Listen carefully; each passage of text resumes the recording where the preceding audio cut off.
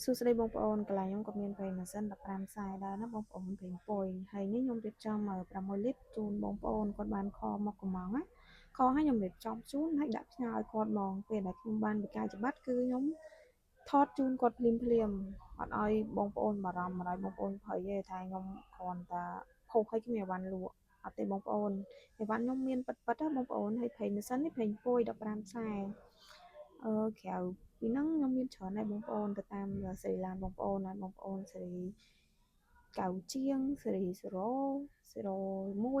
03ហ្នឹងគឺមានកម្រិតប្រេងម៉ាស៊ីនណាគួរដាក់អីប្រេងអីខ្ញុំលក់ប្រេងពុយមានច្រើនណាបងប្អូនគឺទៅតាមសេរីអត់ចេះតែដាក់លក់ឲ្យបងប្អូនផ្ដេសផ្ដាស់ទេអញ្ចឹងបងប្អូនប្រើប្រេងម៉ាស៊ីនកន្លែងខ្ញុំគឺប្រេងម៉ាស៊ីនខ្ញុំដាក់ឲ្យបងប្អូនត្រូវ1ឡានត្រូវស្តង់ដារឡាន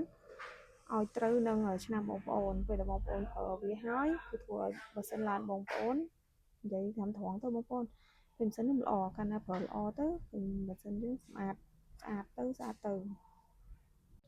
ចឹងបងប្អូនអាចមករកបានណាបងប្អូនខមកខឲ្យខ្ញុំរៀបចំជូនខ្ញុំផ្ញើជូនភ្លាមឲ្យអត់ពីណាអត់មានអីវ៉ាន់ជូនបងប្អូនទេ